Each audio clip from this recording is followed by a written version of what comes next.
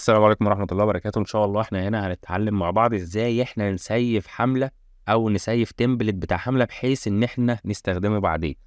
أول حاجة طبعا بتبقى مجهز التكست بتاعك والصورة بتاعتك والكلام ده كله. فأنا مثلا هغش هنا يعني مع بعض تكست عشان مش محضر حاجة دلوقتي. تمام.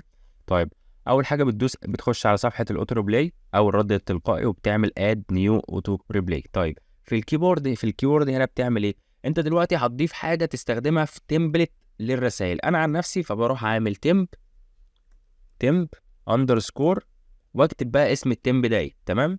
فاحنا خليها مثلا تمب تيست 3 عشان احنا بنعمل مع بعض. طب انا ليه عملت التمب هنعرف برضو مع بعض دلوقتي. فاهم حاجه الاحسن ليك ودي نصيحه مني ان انت تعمل تمب اندرسكور وبعد كده تعمل الاسم ده بقى اللي انت تبقى عارف، وبتسيب كل حاجه زي ما هي وبتيجي هنا وتعمل التكست اللي انت عايز تبعته براحتك خالص. تمام. وبتيجي هنا على تشوز فايل تختار الصورة مثلا او الحاجة اللي انت عايز تبعتها، بروح دايس سبميت.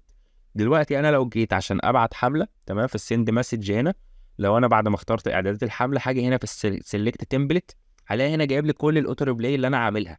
فانا لو انا كنت سايب الدنيا كده هبقى متلخبط، لكن انا اللي هيميزني ايه دلوقتي كلمة تمب اندرسكور. هلاقي كل التمبلت مسج موجودة تحت بعض. هتلاقي هنا تمب اندرسكور در زايد بادية زد وهكذا. فهنلاقي هنا مع بعض هتقدر توصل على طول اللي احنا لسه مسمينها دلوقتي اللي هي تمب تيست 3. اول ما انا حاجه ادوس هتلاقي التكست نزل هنا، هتلاقي الصوره اللي انا رفعتها هنا. فانت دلوقتي كده ما بقتش مضطر ان انت تعيد الحمله كل شويه لو انت بتستخدم نفس الحمله دي كل يوم.